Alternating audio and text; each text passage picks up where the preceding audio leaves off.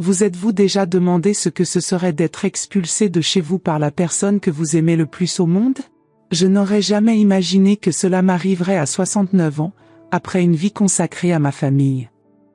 Je m'appelle Marguerite Beaumont. Je suis née et j'ai grandi à Lyon, mais j'ai passé la majeure partie de ma vie d'adulte dans un charmant chalet à la périphérie de Paris, où j'ai élevé ma fille unique, Sophie. Mon mari, Henri, est décédé il y a 5 ans après 42 ans d'un mariage qui, malgré les hauts et les bas, était plein d'amour et de camaraderie. C'était un après-midi d'automne typiquement parisien. Le ciel gris annonçait la pluie qui allait bientôt tomber, et les feuilles dorées dansaient au sillage du vent froid qui commençait à souffler. J'avais préparé un dîner spécial pour accueillir toute la famille, ma fille Sophie, son mari Claude et mes 2 petits-enfants adorés, Théo, 15 ans, et Amélie, 12 ans.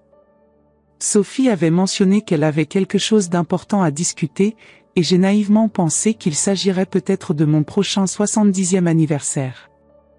Quand ils sont arrivés, j'ai remarqué quelque chose de différent dans l'air. Sophie avait l'air tendue, évitant mon regard alors qu'elle mettait la table. Claude, toujours aussi bavard, restait étrangement silencieux. Les enfants, habituellement excités de me voir, semblaient embarrassés, comme s'ils savaient quelque chose que j'ignorais. « Maman, il faut qu'on parle de ta situation », a commencé Sophie après le dîner, alors que je lui servais du café. Sa voix était froide, presque professionnelle. Avec le départ de papa, les choses ont changé. Cette maison est trop grande pour toi et... Sophie, chérie, qu'est-ce qui se passe? Je l'interrompis, sentant une oppression dans ma poitrine.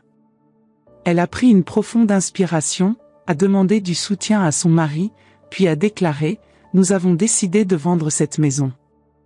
C'est un investissement que nous ne pouvons pas ignorer dans le marché actuel. » J'étais paralysée. Vendre? Mais, c'est notre maison, où tu as grandi, où ton père. En fait, maman, la maison est maintenant à mon nom. Papa l'a transférée avant de mourir, tu te souviens? Le souvenir revint dans un éclair douloureux. Henri avait transféré la maison au nom de Sophie pour des raisons de droit de succession, pratique courante en France. Mais il s'agissait d'un accord informel, la maison resterait ma maison jusqu'à la fin de mes jours. C'est du moins ce que je pensais. Nous vous avons trouvé un petit appartement dans le 16e arrondissement. C'est plus modeste, mais convenable. Un appartement? Sophie, je ne veux pas déménager. C'est ma maison depuis plus de 4 décennies. C'est alors que son visage se transforma. Le masque d'inquiétude est tombé, révélant quelque chose que je n'avais jamais vu chez ma fille auparavant, une froideur calculatrice. Maman, sois raisonnable.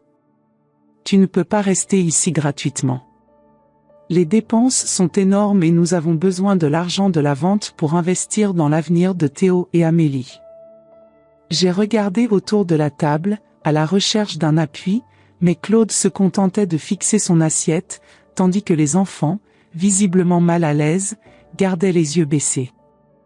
Si tu veux continuer à vivre ici, tu devras payer un loyer, poursuit Sophie.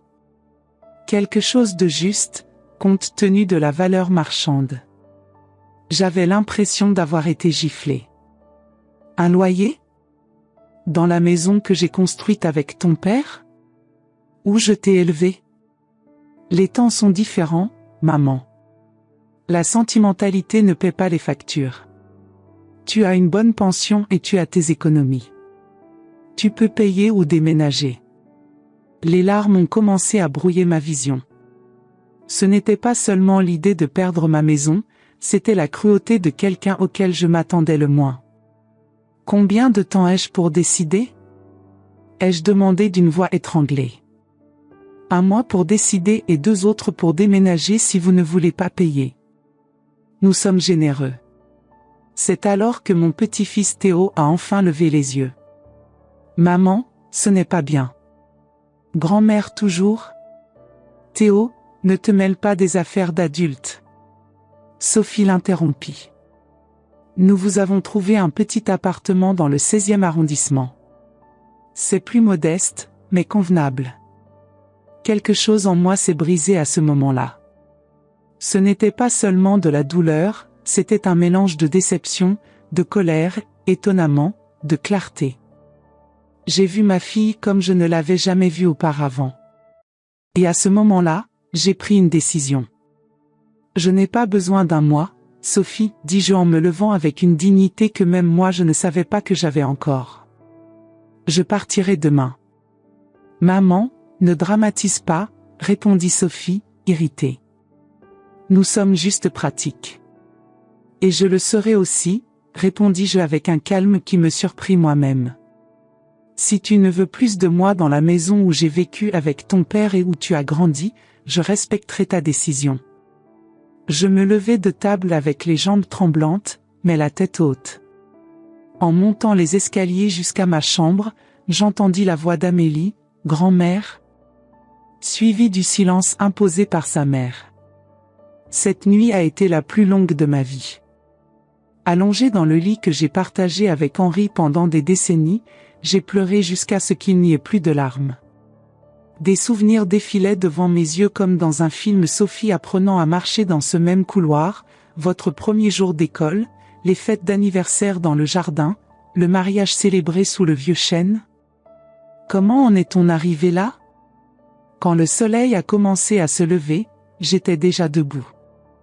J'avais pris ma décision et une étrange sensation de pouvoir commençait à remplacer la douleur initiale. J'ai décroché le téléphone et établi une connexion qui allait tout changer. Ce que vous venez d'entendre n'est que le début de mon histoire. Cette nuit-là, Sophie a essayé de me mettre dehors? C'est la nuit qui a tout changé.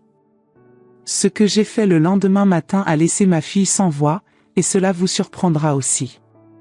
Si vos enfants ont déjà dévalorisé vos sacrifices ou si vous craignez que l'amour familial se perde, ne manquez pas la suite de mon histoire. Inscrivez-vous dès maintenant pour découvrir comment une mère de 69 ans a enseigné la leçon la plus importante que sa fille ait jamais reçue. Paris se réveillait sous une légère bruine lorsque je quittais la maison avec seulement une valise. Le taxi m'attendait déjà. En montant, j'ai regardé une dernière fois le chalet qui était ma maison depuis si longtemps. Je n'ai pas pu m'empêcher de laisser échapper une larme solitaire, mais c'était plus de détermination que de tristesse. « Où aller, madame ?» demanda le chauffeur. « Banco Crédit Agricole avenue des Champs-Élysées, s'il te plaît. » Pendant le voyage, Paris était différente à mes yeux. Les rues, les monuments, les visages pressés, tout avait un nouveau sens. Je n'étais plus seulement une veuve âgée expulsée de chez elle. C'était une femme avec un projet. À la banque, j'ai été accueilli par Monsieur Laurent, un gérant qui s'occupait des comptes de notre famille depuis des années. « Madame Beaumont, quel plaisir de vous voir. Comment puis-je vous aider ? Je dois effectuer un retrait important et j'aimerais discuter de certaines questions d'investissement. » Ses yeux se sont légèrement agrandis lorsque j'ai mentionné le montant que je devais retirer. « Certainement, madame. Si je peux me permettre, est-ce que tout va bien? C'est une somme considérable. » Je n'ai jamais été aussi bon, monsieur Laurent, répondis-je avec un sourire qui le laissa intrigué. Je suis sur le point de faire un investissement très spécial. Après avoir résolu les problèmes bancaires, j'ai téléphoné à nouveau, cette fois à monsieur Dubois, un vieil ami d'Henri qui exerçait le métier d'avocat spécialisé en droit immobilier. Nous nous sommes rencontrés dans un petit café près de la Tour Eiffel. La pluie s'était arrêtée, mais le ciel restait gris, se reflétant sur les lacs artificiels alentour. Marguerite, j'ai été surpris par votre appel. Henri nous manque beaucoup à nos parties d'échecs du jeudi, dit-il après que nous nous soyons installés avec nos cafés. Pierre, j'ai besoin de ton aide pour une affaire délicate, lui ai-je expliqué, en lui racontant ensuite la situation avec Sophie. Son visage alternait entre surprise et indignation tandis que je racontais les événements de la nuit précédente. Mais c'est absurde. Henri n'a jamais voulu que tu sois expulsé de ta propre maison. Le transfert n'était qu'une formalité fiscale. Je sais, mais il n'y a rien de documenté à ce sujet. C'était un accord verbal entre père et fille. Il secoua la tête pensivement. Et qu'est-ce que tu comptes faire maintenant? Je me suis penché en avant et j'ai expliqué mon plan. Au fur et à mesure qu'il parlait, ses yeux s'écarquillaient de plus en plus, jusqu'à ce qu'il laisse finalement échapper un véritable rire. Marguerite, tu es incroyable. Henri serait fier. Cela me fera plaisir de t'aider. J'ai passé la nuit dans un charmant hôtel du quartier latin, où Henri et moi logions dans les premières années de notre mariage. C'était modeste, mais accueillant, et cela m'a rappelé de doux souvenirs au milieu de la tempête émotionnelle que je vivais. Le lendemain matin, j'ai reçu l'appel que j'attendais. Tout est prêt, Marguerite, informa Pierre. Quand veux-tu continuer? Immédiatement, répondis-je sans hésitation. À 10 heures du matin, j'ai garé mon taxi devant la maison Ma Maison. Sophie était dans le jardin, surveillant apparemment un homme mesurant la façade, probablement un évaluateur immobilier. Son visage se durcit quand il me vit. « Maman? Que fais-tu ici? Je pensais que tu l'avais déjà fait. »« Bonjour, Sophie, l'interrompis-je avec un sourire serein. Je suis venue chercher des choses que j'avais oubliées et j'ai aussi quelque chose d'important à discuter avec toi. » Elle soupira avec impatience. J'aurais pu appeler. Je suis occupée avec l'évaluateur. Ce ne sera pas long, lui ai-je assuré. Au fait, pourriez-vous demander à monsieur de nous accorder quelques minutes? C'est une affaire de famille. Agacée, Sophie demande à l'homme d'attendre dans la voiture. Nous sommes entrés dans le salon, où tant de souvenirs s'étaient créés au fil des décennies. Sophie, j'ai beaucoup réfléchi à notre conversation d'hier. Elle croisa les bras sur la défensive. Et alors? As-tu décidé d'être raisonnable et d'accepter l'appartement? En fait, j'ai pris une décision différente. J'ai sorti une enveloppe de mon sac et je la lui ai tendue. Ceci est pour vous. Sophie ouvrit l'enveloppe, confuse, et ses yeux s'écarquillèrent lorsqu'elle vit le contenu. Qu'est-ce que c'est? Un contrat d'achat et de vente? Exactement, confirmai-je en restant calme. J'achète la maison. À la valeur marchande, bien sûr. Mon avocat a déjà tout vérifié. La caution a déjà été déposée sur votre compte et le reste sera transféré dès que nous aurons signé les documents officiels. Son visage traversa une séquence d'émotions: confusion, surprise, choc et finalement quelque chose qui s'apparentait à de l'embarras. Vous, achetez la maison? Mais, comment? D'où vient cet argent? Ah, Sophie, je souris avec une pointe de tristesse. Pensez-vous que votre père et moi avons vécu dans cette maison pendant 40 ans? Henri était un homme prudent. Nous avons investi de manière constante tout au long de notre vie professionnelle. La pension que je reçois ne représente qu'une fraction de ce que nous avons d'épargné. Mais tu n'as jamais... Je n'en ai jamais parlé?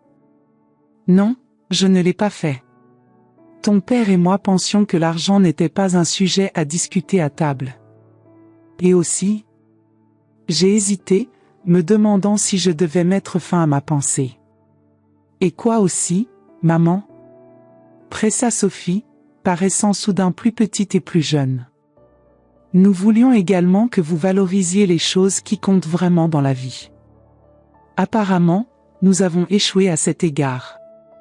Sophie s'effondra sur le canapé, le contrat toujours dans ses mains tremblantes. Tu aurais pu dire quelque chose hier soir. Nous aurions pu parler. De la même manière que tu aurais pu me parler avant de décider de me mettre à la porte? Ai-je demandé doucement, aucune accusation dans ma voix. Parfois, Sophie, les gens ne comprennent certaines leçons que lorsqu'ils font l'expérience de ce qu'ils ont imposé aux autres.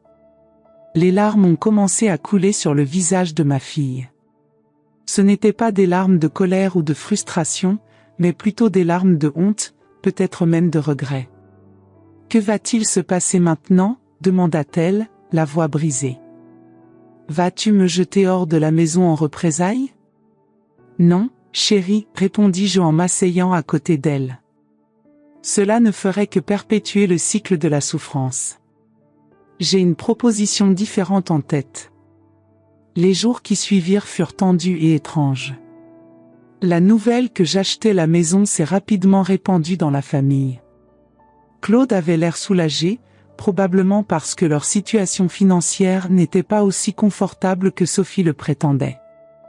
Les enfants, notamment Théo, étaient visiblement satisfaits du revirement. Une semaine après l'annonce, tous les documents étaient officiellement signés. La maison, légalement, est redevenue mienne. Ce soir-là, j'ai invité toute la famille pour un dîner spécial. Merci d'être venu, ai-je commencé après avoir servi le dessert, la tarte tatin, la préférée de Sophie depuis son enfance. Comme vous le savez tous, cette maison est désormais officiellement à nouveau la mienne. Il y eut un silence gênant. Sophie gardait les yeux fixés sur son assiette, tandis que Claude hochait la tête avec respect. Mais une maison n'est qu'une structure de pierre et de bois. Ce qui la rend spéciale, ce sont les personnes et les souvenirs qu'elle abrite, ai-je poursuivi. J'ai donc pris une décision importante concernant ton avenir. Tout le monde me regardait attentivement maintenant, même Sophie avait levé les yeux. Cette maison sera placée dans une fiducie familiale que je crée. Elle n'appartiendra à personne en exclusivité, elle sera dans la famille, pour la famille. Après mon départ, elle sera gérée par un conseil de famille qui vous inclura tous, y compris Théo et Amélie lorsqu'ils seront majeurs. Un milieu familial, demanda Claude, sincèrement intéressé. Comment ça fonctionnerait ? La maison ne peut pas être vendue sans l'approbation unanime du conseil. Tout membre de la famille dans le besoin aura le droit de vivre ici temporairement.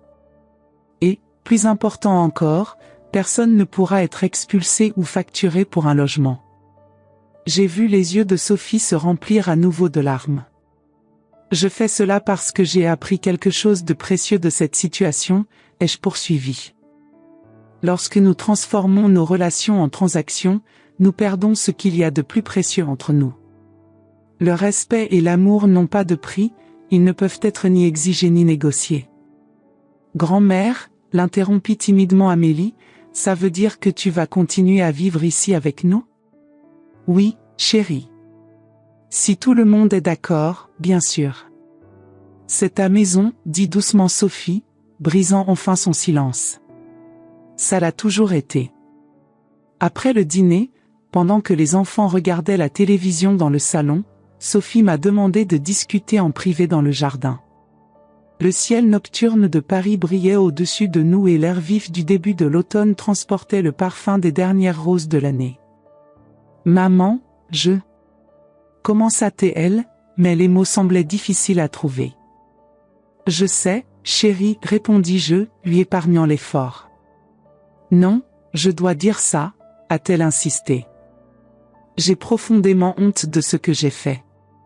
C'était cruel et injuste. Je ne sais pas ce qui m'a pris.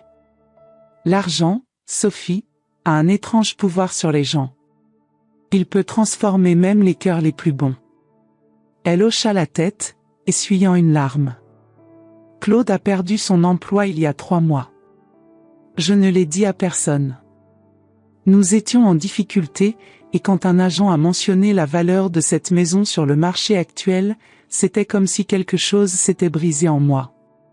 Soudain, je n'ai pu voir que des chiffres, pas des souvenirs ou des sentiments. Cette révélation expliquait beaucoup de choses. Pourquoi ne m'as-tu pas parlé de Claude ? Fierté, honte. Je n'en suis pas sûre. Papa et toi avez toujours eu tellement de succès, tellement en sécurité. J'avais l'impression d'avoir échoué d'une manière ou d'une autre. J'ai pris ses mains dans les miennes. Il faisait froid, malgré la douceur de la nuit. Sophie, ton père et moi avons commis de nombreuses erreurs en t'élevant. La plus grave a peut-être été de ne pas parler ouvertement d'argent, de nos propres difficultés et de la manière dont nous les avons surmontées. Peut-être que cela a créé une image irréaliste de facilité et de perfection. Vous étiez d'excellents parents, protesta-t-elle. Nous étions des parents humains, avec des échecs et des réussites. Et tu es aussi une mère humaine, Sophie.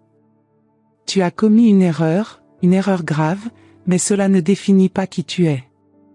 Nous restâmes silencieux quelques minutes, se contentant d'observer les étoiles qui apparaissaient timidement parmi les nuages qui passaient. « Comment puis-je me racheter ?» demanda-t-elle finalement.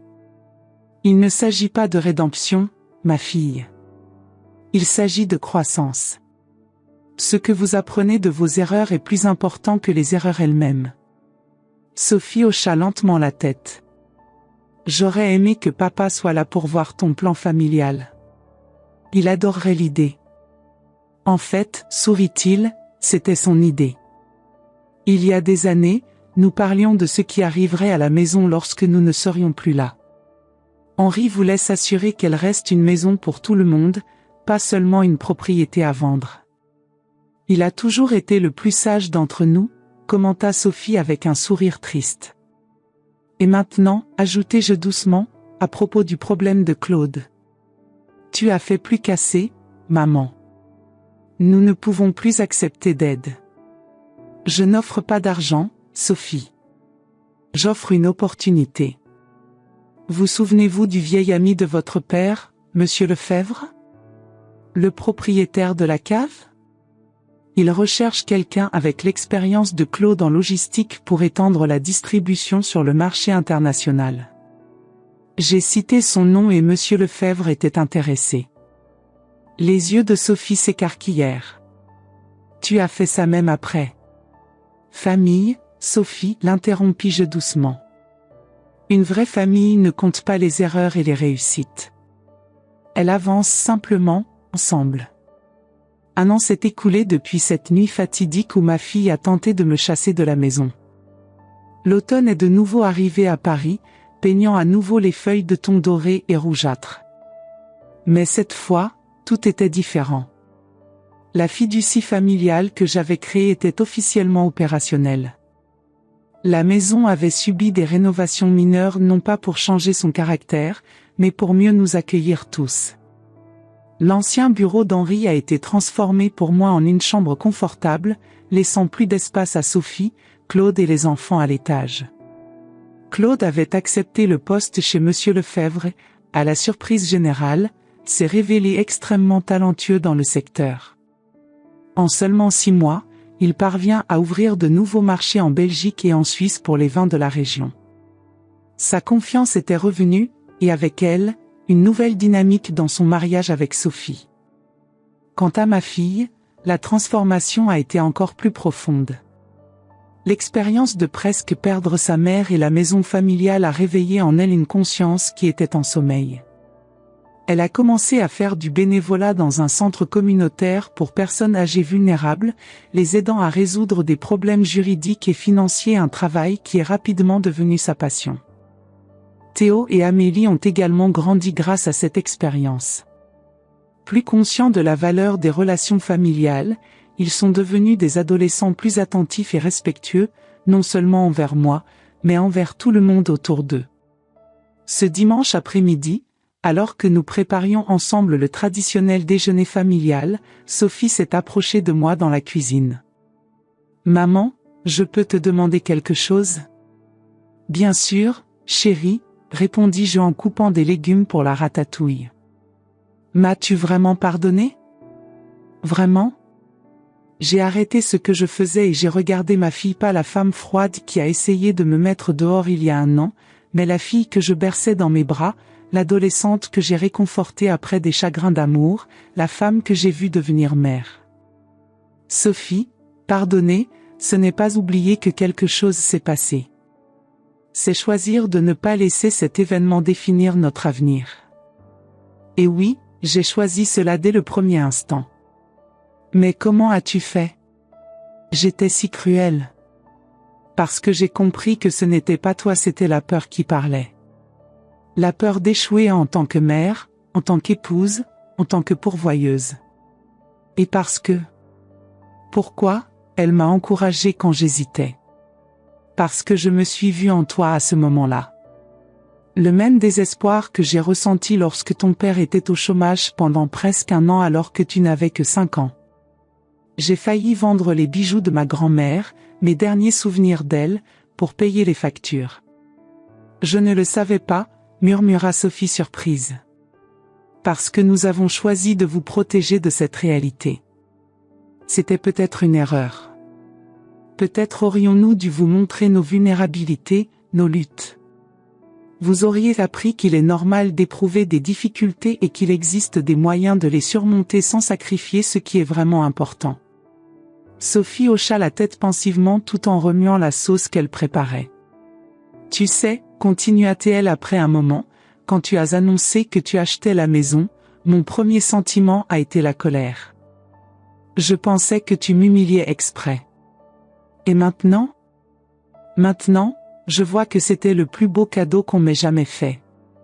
Pas la maison elle-même, mais la leçon. Vous auriez pu simplement me renier, couper les liens, et cela aurait été juste. Mais au lieu de cela, vous avez transformé mon erreur en une opportunité pour nous tous de grandir. Depuis le jardin, nous entendions les rires de Théo et d'Amélie qui jouaient aux cartes avec Claude sous le vieux chêne, ce même chêne sous lequel Sophie s'est mariée, celui-là même qui a été témoin de tant de moments de notre histoire familiale. « Mamie! Viens voir, Théo perd mal » a crié Amélie. « Allez » je souris à Sophie. Laissez la sauce reposer un moment. Alors que nous marchions ensemble dans le jardin, Sophie me tenait la main comme elle le faisait quand elle était enfant. « Maman, dit-elle doucement, merci d'avoir acheté notre maison. »« Non, chérie, corrigeai-je doucement. Merci d'avoir compris qu'il n'a jamais été question d'acheter ou de vendre. Cette maison n'a jamais été que des murs et un toit. Elle est le contenant de nos histoires, de nos amours, de nos vies entrelacées. Et ça, ma fille, c'est quelque chose qu'aucune somme d'argent au monde ne peut l'acheter. » Nous étions tous assis sous le chêne en cet après-midi doré d'automne. En regardant les visages de ma famille, j'ai réalisé que le véritable héritage que nous laisserions ne serait pas la maison ou un quelconque bien matériel, mais les leçons que nous avons apprises ensemble, l'amour que nous avons reconstruit, surtout, la compréhension que les liens familiaux, lorsqu'ils sont vrais, sont capables de résister même aux tempêtes les plus difficiles. Vous savez, dit-il à tout le monde tandis qu'Amélie distribuait de nouvelles cartes, la vie nous donne parfois de dures leçons pour nous apprendre des vérités importantes. Mais ce qui compte vraiment, ce n'est pas le nombre de fois où nous tombons, mais la façon dont nous nous relevons. Et comment nous choisissons d'élever les autres avec nous.